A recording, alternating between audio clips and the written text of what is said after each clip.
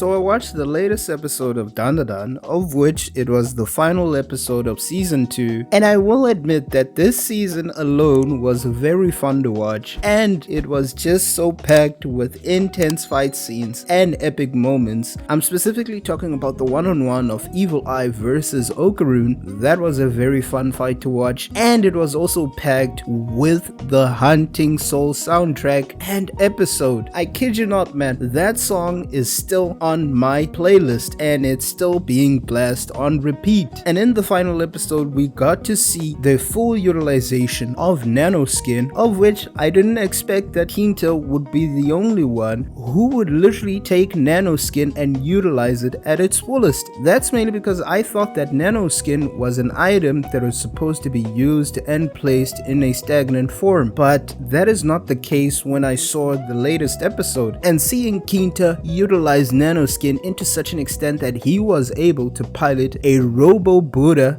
versus a Kaiju and still be able to come out on top, it was very fun to watch, and it was an epic moment for my boy Kinta. And I kid you not, man, the funniest moments in this anime for me was when the whole gang decided to press buttons at the same time. Watching Okaroon being ejected out of the Robo Buddha was so funny to watch because the dude was literally screaming and crying into such an extent that he thought he might have died. And the even crazier thing is the fact that once Evil Eye got out of the Robo Buddha, he literally screams out, "I am free." And on top of everything, I managed to see Evil Eye literally hold off against a big kaiju with his own bare hands. And I kid you not, man, that episode alone was just so funny to watch, and it had its own epic moments. And the one thing that I cannot get out of my head is literally the Kinta versus the Kaiju theme song. For some reason, it was a very good theme song. I just cannot get it out of my head. I just cannot remember where I fully heard that Kaiju theme song, because for me, it just sounds familiar that I cannot entirely pinpoint where I heard it from. But somebody out there might know the reference of the soundtrack. And lastly, they managed to end off the season with a cliffhanger, of which I did expect a cliffhanger because Dandadan is a continuous story with multiple arcs, and how they revealed the alien babe that was inside the kaiju, it just made it such an epic moment to see the literally beautiful babe that was in there. And on top of that, I didn't expect that the season ending would end the way that it ended. That's just mainly because it will add more layers to the characters and the love triangle that happens in Dandadan. But one thing that I'm mostly concerned of is literally Ira, because Ira was inside of the house before it blew up because of Momo, and I am just surprised to see the amount of ways they can literally beat up Ira in this anime. Because if you didn't know, in the Dandadan anime community, there's been a literally long-running joke as to the fact that Ira has been the punching bag of this anime. And I kid you not, man, I just cannot believe to think that is true when I saw this episode. But the sad truth of it is, the final episode of Dandadan season 2 has aired, and we might not see Dandadan for a long time, meaning we might not see it for at least 3+ years. And I am happy to wait for the next season of Dandadan, and I'm also happy to wait for it to come out when it's finished. At the end of the day, I just cannot get enough of Dandadan, and to top everything off, I enjoyed this whole season, and thank you for watching.